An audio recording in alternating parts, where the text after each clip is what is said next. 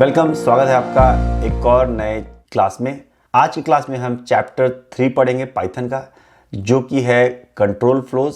अभी तक आपने देखा था कि जो भी हम एग्जीक्यूशन कर रहे थे, जो भी हम कमांड्स लिख रहे थे, वो सारे सीक्वेंस में एग्जीक्यूट हो रहे थे। लेकिन कभी कभी आपको ऐसा प्रोग्राम लिखना पड़ता है जहाँ पे आप किसी कंडीशन पे कोई पर्टिकुलर कमांड को एग्जीक्यूट करते हैं। जैसे कि अगर मान लीजिए कि एज लेस देन 60 है तो आपको प्रिंट करना है you are young, age greater than 60 है तो आपको प्रिंट करना है यू आर ओल्ड। उसी तरह से कभी कभी हमें सेम कमांड बार बार एग्जीक्यूट करना होता है। जब भी इस तरह का कुछ एग्जीक्यूशन हमें करना होता है तो वहां पे हम कंट्रोल फ्लोज का यूज करते हैं। कंट्रोल फ्लोज दो तरह के होते हैं, एक होते हैं कंडीशनल स्टेटमेंट्स और दूसरा होता है लूप्स। आज हम पार्ट 1 पढ़ेंगे जो कि है कंडीशनल स्टेटमेंट्स। इसमें हम देखेंगे कि किसी पर्टिकुलर कंडीशन के बेसिस पे हम कुछ कमांड्स को कैसे एग्जीक्यूट करते हैं।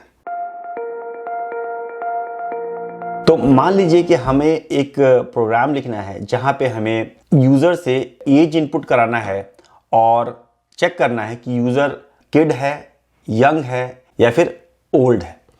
तो क्या कंडीशन हो सकता है कि अगर यूजर का एज 18 ईयर्स से कम है तो हम उसको बोल सकते हैं कि वो किड है। अगर यूजर का एज 18 से 60 ईयर्स के बीच में है तो उसको हम बोल सकते हैं कि यूजर यंग है। और अगर उसका एज 60 ईयर्स से अबव है तो उसको हम बोल सकते हैं कि यूजर ओल्ड है। मैं एक प्रोग्राम दिखाता हूं आपको। इसमें मैंने आपको ऑपरेटर्स पढ़ाया था, राइट, पिछले क्लास में। तो ऑपरेटर में क्या होता है कि हम कंडीशनल ऑपरेटर्स ये सब का यूज करेंगे क्योंकि हमें चेक करना है, टेस्ट करना है कोई भी चीज। तो वो सब हम देखेंगे। लॉजिकल ऑपरेटर्स का यूज करेंगे और उसके उन सब को यूज करके हम अपना ये प्रोग्राम लिखेंगे। तो हमारा प्रोग्राम है calculate the state of a user. मतलब स्टेट मतलब कि वो किड है, मतलब कि एज के बेसिस पे स्टेट चेक करना है। तो सबसे पहले कभी भी आप कोड लिखिए तो आप एक कमेंट दे दीजिए जहां पे आप ये बताना चाहते हैं कि आप क्या कर रहे हो उस कोड में, तो वो हम लिख देंगे। फिर हमें यूजर से उसका एज चाहिए, तो हम लोग एक वेरिएबल लेते हैं यूजर एज, क्योंकि हम यूजर का एज ले रहे हैं, राइट। एज जो होता है वो हमेशा नंबर होता है, इंटीजर होता है। तो इसलिए जो भी हम इनपुट लेंगे, इनपुट जब भी हम लेते हैं तो मैंने बताया था कि वो स्ट्रिंग होता है, तो उसको हमें कन्वर्ट करना होगा इंट में।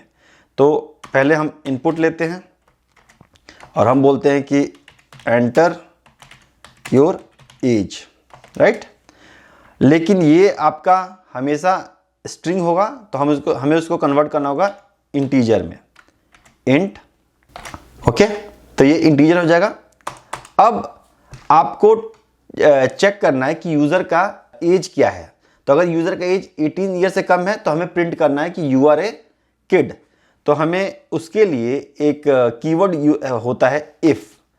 जैसे कि इंग्लिश में एक वर्ड होता है इफ। इफ से हम कुछ कंडीशन चेक करते हैं। If your age is less than 18 you are a kid. Same तरह से हम यहां भी यूज कर सकते हैं। तो पहले हमारा सिंटेक्स होता है, कीवर्ड होता है इफ, उसके बाद हम लिखते हैं अपना कंडीशन। तो कंडीशन है हमारा user age less than 18, right. User का एज लेस देन 18 है। उसके बाद हम कोलोन देते हैं। तो ये हमारा एक कंडीशन होता है, और जो भी अगर ये कंडीशन ट्रू होगा उसी के बेसिस पे बाकी के जो कोड है वो एग्जीक्यूट करेंगे। इसीलिए इसको कंडीशनल स्टेटमेंट बोलते हैं। कोलोन के बाद हम एंटर करेंगे। अब देखिए, जब भी हम यहां पे अगर एंटर करते हैं तो ये एग्जैक्टली इस जगह पे चला जा रहा है। लेकिन जब मैं यहां से एंटर किया तो ये यहीं पे आ रहा है, मतलब कि 4 स्पेसेस छोड़ के ये एग्जीक्यूट कर रहा है। इसको बोलते हैं इंडेंटेशन। तो क्या होता है कि जब भी आपको एक ब्लॉक ऑफ कोड लिखना होता है, मतलब कि जो कोड एक सेट के अंदर है उसको एक साथ ब्लॉक करने के लिए इंडेंटेशन का यूज होता है। तो कभी भी आप कंट्रोल फ्लोज जब भी आप लिखते हो वहां पे आप कोड ऑफ ब्लॉक्स को एक एक साथ एग्जीक्यूट करते हो, बोलते हो कि हाँ ये कोड एक साथ एग्जीक्यूट होगा या ये कोड होगा। अगर आगे के चैप्टर्स में हम देखेंगे कि उसको किस तरह से करते हैं। बट जब भी आपको ब्लॉक ऑफ कोड्स लिखना होता है तो वहां पे आपको इंडेंटेशन देना जरूरी होता है। बहुत सारे आईडीज में, जैसे कि हम लोग विजुअल स्टूडियो कोड में ये ऑटोमेटिकली ले लेता है जब आप प्रिंट करते हो। बहुत सारे में नहीं होता है। जहां पे नहीं होता है वहां पे आपको खुद से 4 स्पेसेस देने पड़ेंगे, तभी आपका वो वर्क करेगा, अदरवाइज वो एरर दे देगा। वो भी हम चेक करेंगे कि इंडेंटेशन एरर कैसे आता है। तो अभी के लिए समझ लीजिए कि अगर आप इफ कंडीशन लिख रहे हो, उसके बाद जो ब्लॉक्स ऑफ कोड्स जो एग्जीक्यूट होंगे उसके लिए आपको इंडेंटेशन देना पड़ेगा, और इंडेंटेशन 4 स्पेसेस होते हैं। तो यहां दे दिए। अब हमें क्या प्रिंट करना है, यूजर ये प्रिंट करना है कि यूजर किड है। तो हम प्रिंट करते हैं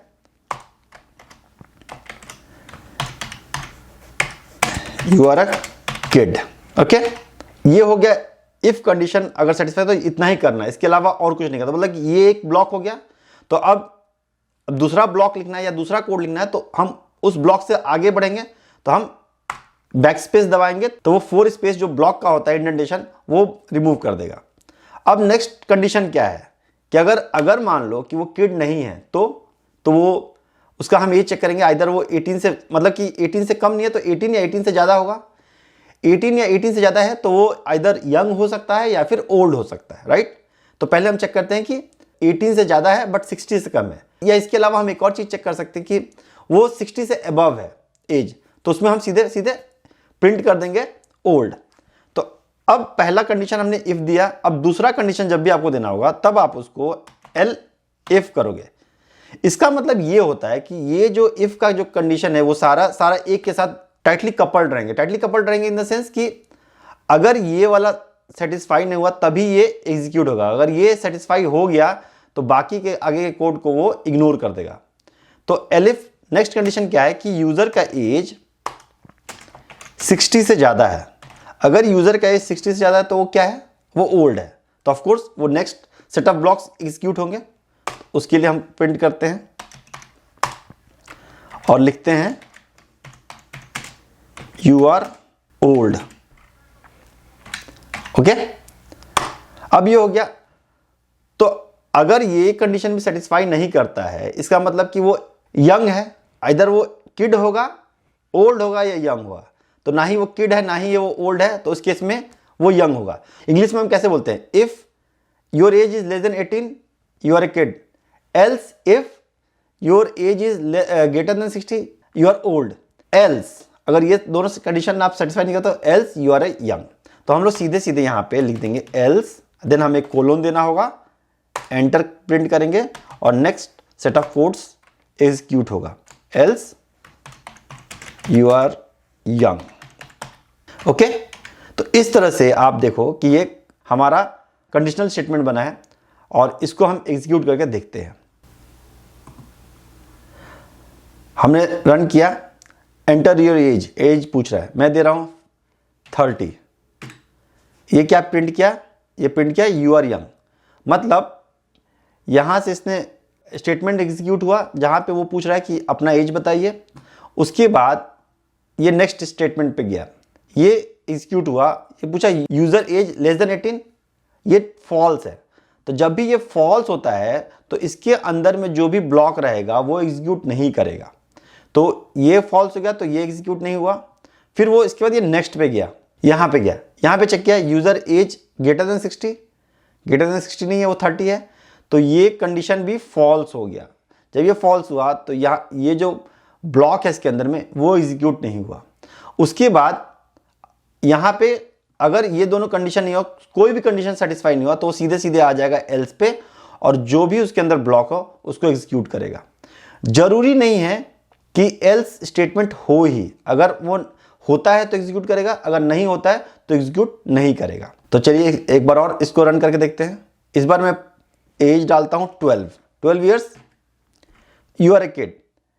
ये स्टेटमेंट ट्रू हो गया और तो इसके अंदर जो ब्लॉक है उसको एग्जीक्यूट कर दिया। आगे के जो भी स्टेटमेंट्स हैं सारे को उसने एग्जीक्यूट नहीं किया, उसको चेक ही नहीं किया। सिमिलरली अगर आप इसको रन करते हो और आप डालते हो 65 तो इसने बोला यू आर ओल्ड। पहला एग्जीक्यूट हुआ, उसने चेक किया, वो फॉल्स हो गया। तो नेक्स्ट एग्जीक्यूट हुआ, वो ट्रू हो गया और उसको इसने प्रिंट कर दिया। तो इफ कंडीशंस कैसे वर्क करते हैं, पहला इफ पे जाएगा, पहला एग्जीक्यूशन वो चेक करेगा। पहला कंडीशन अगर ट्रू है तो व्हाटएवर ब्लॉक ऑफ कोड्स है उसको एग्जीक्यूट करेगा और बाकी के जितने भी कंडीशन है सारे को वो इग्नोर कर देगा, उसको चेक ही नहीं करेगा। वेदर वो ट्रू है या फॉल्स है उससे कोई मतलब नहीं है। अगर पहला ट्रू नहीं होता है तो नेक्स्ट पे जाएगा, उसको चेक करेगा, वो भी अगर ट्रू नहीं है तो नेक्स्ट पे। जब तक उसको एक ट्रू स्टेटमेंट एग्जीक्यूट नहीं हो जाता तब तक वो चेक करता रहेगा। और अगर कोई भी कंडीशन ट्रू नहीं है तो लास्ट में जो एल्स में है उसको वो प्रिंट कर देगा। तो हमने क्या देखा था, कंडीशनल स्टेटमेंट क्या होता है। कंडीशनल स्टेटमेंट ये होता है कि control the flow of execution based on condition. तो हमने क्या देखा था कि कुछ कंडीशन के बेसिस पे एग्जीक्यूशन को कंट्रोल कर रहा है, राइट। जैसे कि यहाँ पे अगर आप देख रहे हो कि एज अगर 18 से बड़ा है तभी ये इसको एग्जीक्यूट करेगा, अदरवाइज नहीं करेगा। तो आप सिंगल इफ स्टेटमेंट भी दे सकते हो, आपको जरूरी नहीं है कि आपको एलिफ एंड एल्स देने की जरूरत हो, आप सिंगल इफ कंडीशन भी दे सकते हो। यहां पे देखिए, यहां पे हमने इफ और एल्स दोनों दिया है। Executes one block if the condition is true, otherwise executes another. If else में क्या होगा कि अगर ये ट्रू होता है तभी इसको एग्जीक्यूट करेगा, अदरवाइज ये सीधे सीधे एल्स पे चला जाएगा और इसको एग्जीक्यूट कर देगा। वही मैंने दिखाया था कि पहले को एल्स अगर ट्रू नहीं हुआ तो वो दूसरे पे जा रहा है, दूसरा ट्रू नहीं है तो लास्ट में एल्स पे जा रहा है। फिर अब देखते हैं इफ, एलिफ और एल्स को। तो इसमें क्या होता है, चेक मल्टीपल कंडीशन सीक्वेंशियली, एक एक करके सारे कंडीशन को चेक करेगा and execute the first block for which condition is true. तो अगर जो भी कंडीशन ट्रू है उसको करेगा, अदरवाइज ये लास्ट में एल्स कंडीशन को वो एग्जीक्यूट कर देगा। अब हम देखते हैं कि मैंने दिखाया था कि हम इफ को एक ब्लॉक्स में लिख रहे थे, मतलब कि इफ कंडीशन लिखने के बाद, कोलोन लिखने के बाद हम उसको एंटर करके नेक्स्ट ब्लॉक्स लिख रहे हैं। बट जरूरी नहीं है कि वैसा लिखने की जरूरत पड़े। अगर आपका ब्लॉक में सिर्फ सिंगल स्टेटमेंट है तो आप उसको सिंगल लाइन में भी लिख सकते हैं। सेम कोड को मैं सिंगल लाइन में लिख के दिखाता हूं। अभी आपने देखा था यहाँ पे कि हम कंडीशन के बाद ब्लॉक को नेक्स्ट लाइन में लिख रहे हैं, राइट। लेकिन हम इसको सिंगल लाइन में भी लिख सकते हैं, आप डायरेक्ट यहाँ पे भी लिख सकते हो, ये तब भी वर्क करेगा।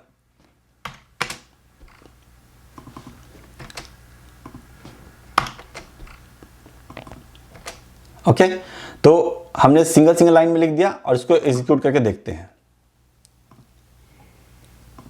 एग्जीक्यूट हो रहा है। पहले हम देते हैं एज 26 और ये देखिए ये लिख रहा है यू आर यंग। मतलब कि अगर सिंगल स्टेटमेंट आपको इफ के साथ एग्जीक्यूट करना है तो आप सिंगल लाइन में लिख सकते हैं। अगर मान लो लिखना होगा यू आर ए किड और नेक्स्ट लाइन में लिखना होगा एंजॉय योर लाइफ, ओके, तो हम इसको ऐसे लिख सकते हैं, print then print enjoy your life, right. तो अगर आप इसको प्रिंट करते हो तो आप देते हो एज मान लो 12 ईयर्स दे रहे हो, तो आप लिख रहे हो you are a kid enjoy your life. यहां पे दो स्टेटमेंट है, इस कंडीशन के बेसिस पे, इस कंडीशन के बेसिस पे आप दो स्टेटमेंट्स एग्जीक्यूट कर रहे हो। तो अगर मान लो मैं इसको ऐसे लिखता हूं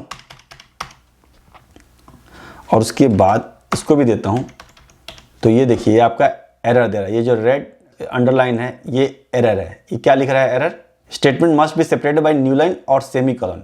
let's give us semicolon. अगर आप सेमी कॉलन दे रहे हो तो आप सिंगल लाइन में लिख सकते हो। तो इसको एग्जीक्यूट करते हैं, तो ये लिख रहा है you are a kid and then.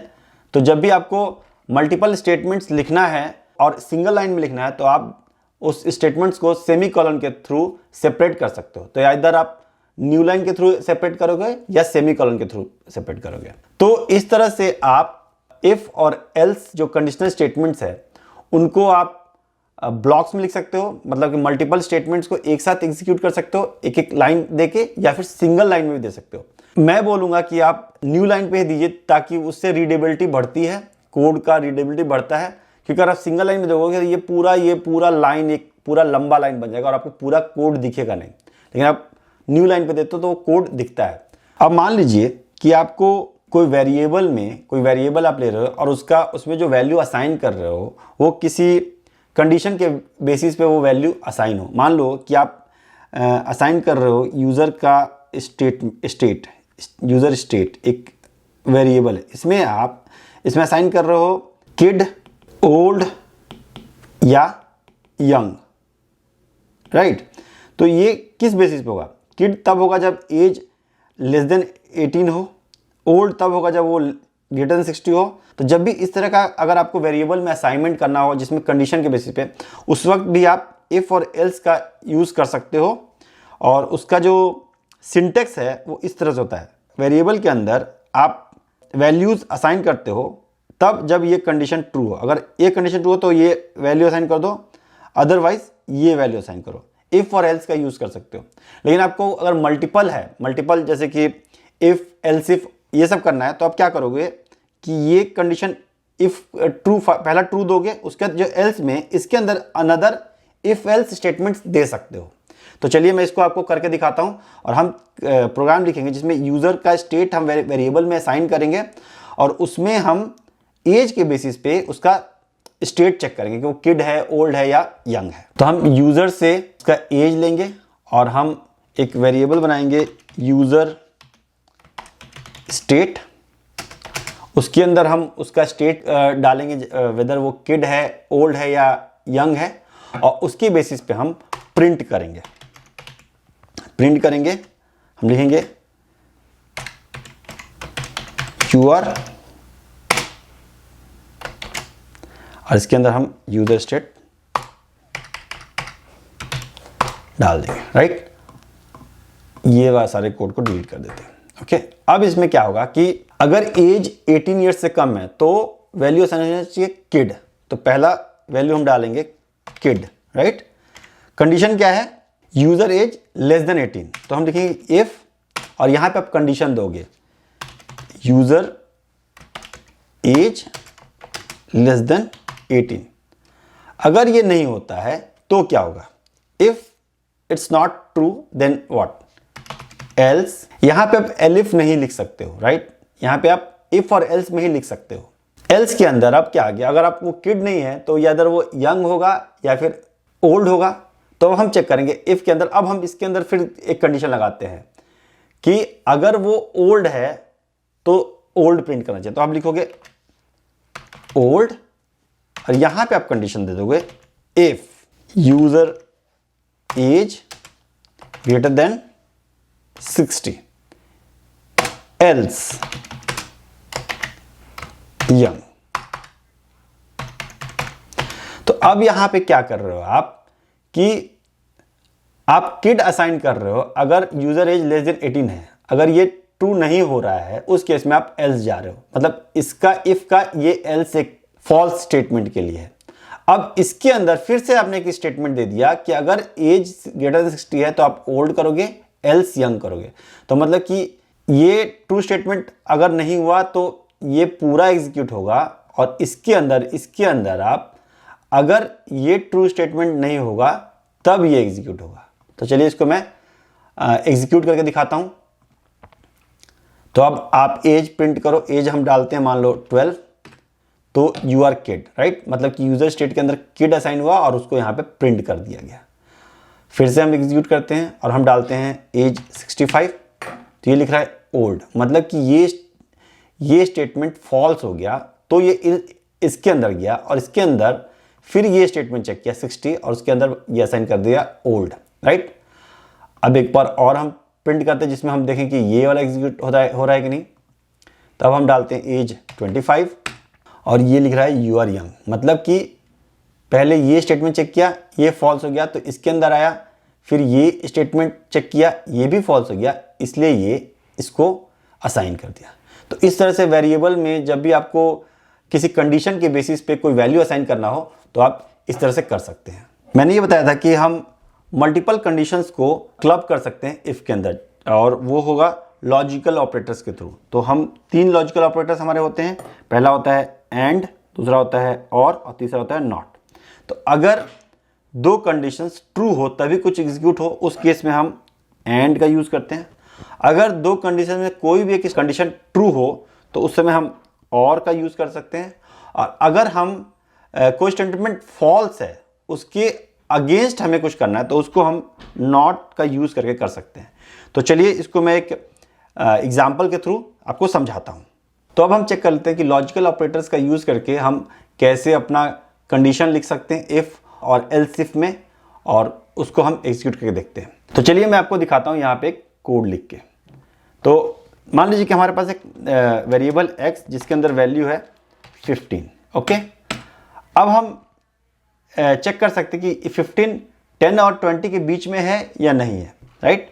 तो हम कैसे स्टेटमेंट लिखेंगे, हम लिखेंगे इफ x इज 10 से बड़ा या बराबर होना चाहिए, तो x is greater than equal to 10 और 20 से छोटा होना चाहिए, मतलब x से 10 से बड़ा और 20 से छोटा, and x is less then 20, right. तो अगर ये दोनों कंडीशन सेटिस्फाई करता है तभी ये प्रिंट करे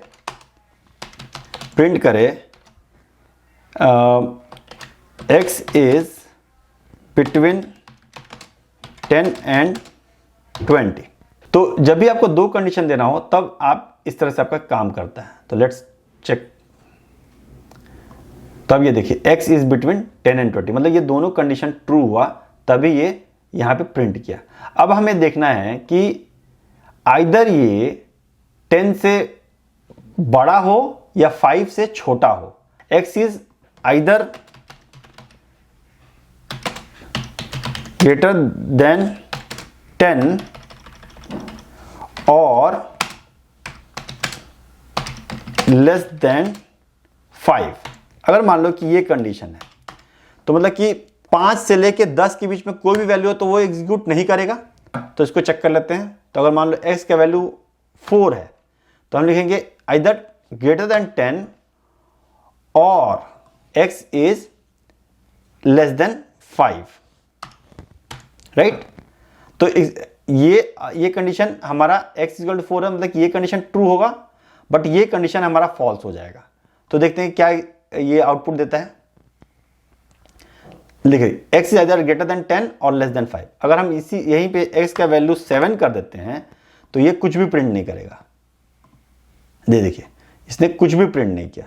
तो मतलब कि जब भी दो कंडीशन में कोई एक कंडीशन ट्रू हो उस केसेस पे आपका स्टेटमेंट्स एग्जीक्यूट हो, उसके लिए हम और का यूज कर सकते हैं। अब हमें चेक करना है कि नॉट कैसे काम करता है।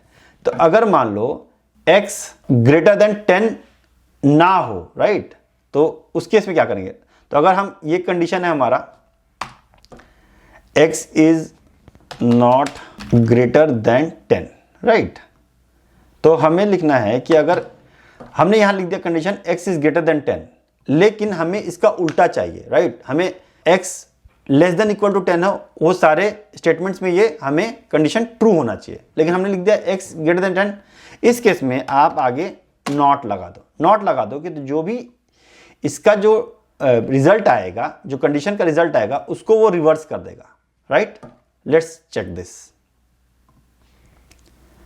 x 7 था, हमने चेक किया x greater than 10, x greater than 10 नहीं है, मतलब कि ये फॉल्स हो गया, बट फॉल्स को उसने रिवर्स कर दिया, इसने इसको ट्रू कर दिया क्योंकि हमने नॉट लगा दिया है।